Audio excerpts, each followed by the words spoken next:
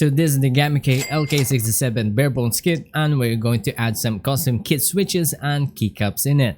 This is going to be a good keyboard build on a budget, but before we start putting it all together, let us check what's in the box and take a good look on the key switches and the keycaps we are going to use. With that said, let's begin. So what do we get inside the box? The barebones keyboard kit, obviously, the silver braided USB-A to USB-C cable around 5 feet, the 2.4 GHz dongle, the key switch and keycap puller, and also the manual. Now let's check out the key switches. So this is called the Outemu Mx black switches, and the only reason I bought this is because it's very cheap. It is around $1 for 10 pieces, wherein I bought a total of 70 pieces for only $10, including shipping of course. However, this is not lube and I haven't really tried this switch yet, so this will be my first time trying to use this kind of switch. Now let's check out the keycaps. So this is the Super Mario Team PBT keycap set that I bought because it brings back some childhood memories. Plus, I got this whole set for only $10 because it was on sale. I'm not sure if it's still on sale by the time I uploaded this video, but you can check out the links in the description below. I guess all the parts are ready. Now let's put them all together.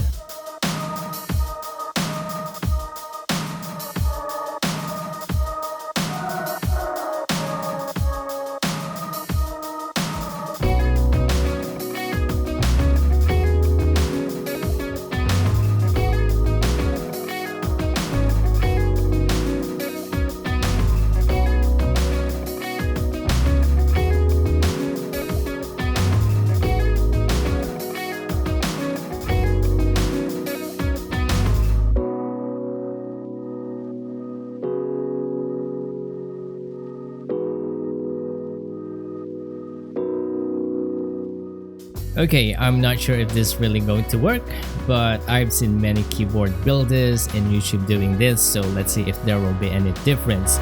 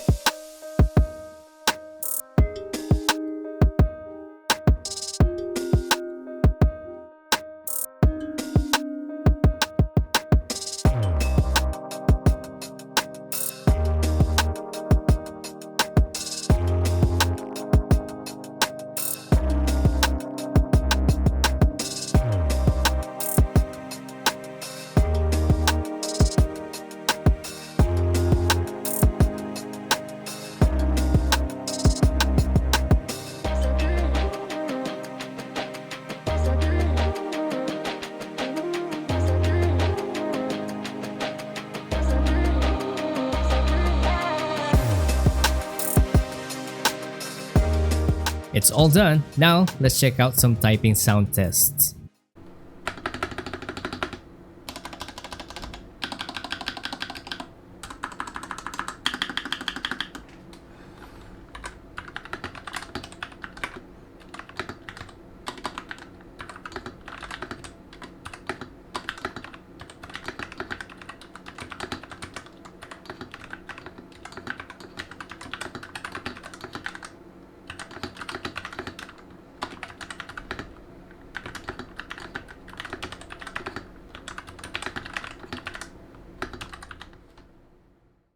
Now let's move on to some details because I know some of you cares about the physical overview features and the software overview, whether if this keyboard build is worth it or not. So let's begin with the physical overview. The overall body is actually made out of plastic with white color finish, which Gamakay have different colors to choose from. Just check out the link in the description below for more info. Underneath we have 4 rubber feet and some RGB illumination, no keyboard riser unfortunately. The keyboard has white metal plate that makes it very heavy, and it has a rubber thing on the spacebar section. I don't know what that is for, but it's a good thing I guess. The stabilizers are already installed and it has some factory lube in it. Also, there's a sound damping material installed in between the PCB and the metal plate, which is good. Lastly, the PCB is in white color with north-facing switch input and some RGB LEDs. Now let's talk about the features. This one in particular has 3-mode connection, aka the wired and wireless through 2.4 GHz dongle or Bluetooth. It has a 200 mAh battery, which is too weak for a keyboard in my opinion. It is hot swappable obviously with full RGB color, and my favorite part is the rotating knob. You can actually press this down to play or pause a media or modify the control in its software.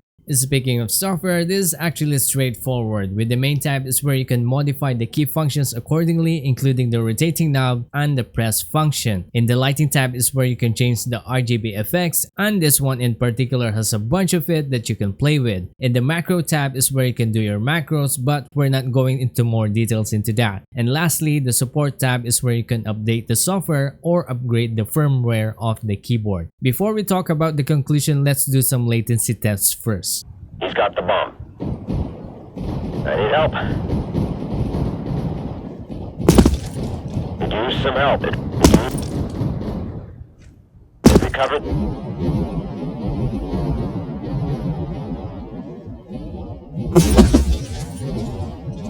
Could use some help.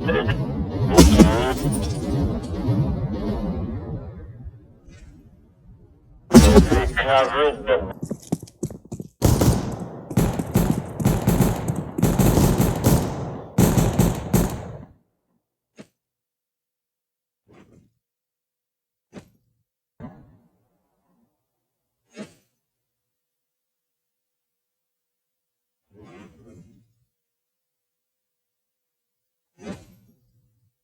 Now let's move into the conclusion, and let me begin with the things that I don't like about the keyboard. First of all, the 2.4 GHz dongle. It doesn't have a compartment in the keyboard, not to mention it is nameless, making it easy to lose. The 2.4 GHz connection keeps getting disconnected, and it seems like the Bluetooth 5.0 has more stable connection in comparison. Another thing is the software, that you can only use the software in wired mode. It doesn't work in wireless, whether 2.4 GHz dongle or Bluetooth. You can't save your profile configuration in any way, and there are some things that I don't get, like what are these layer options are for. And each time I select one, it messes my configuration for some reason. Gamakay, you need to fix this. Plus, your software background design is terrible. Change it to a simple black or something, but not this one. Now let's talk about the things that I love about the keyboard. First of all, the layout is awesome. I'm not accidentally pressing unnecessary keys while typing, so thanks to this simple layout separation, I really like it.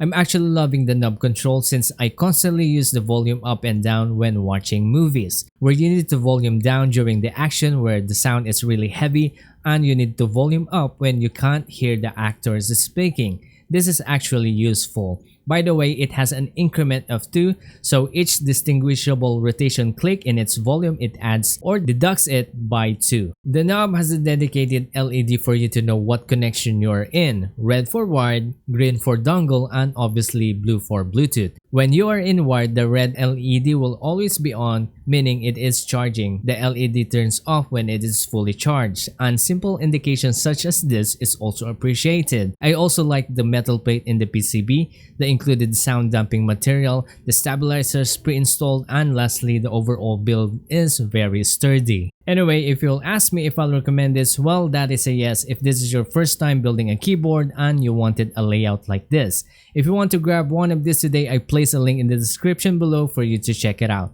And if you think that this keyboard is not for you, you should watch the other keyboard build review we have on your screen.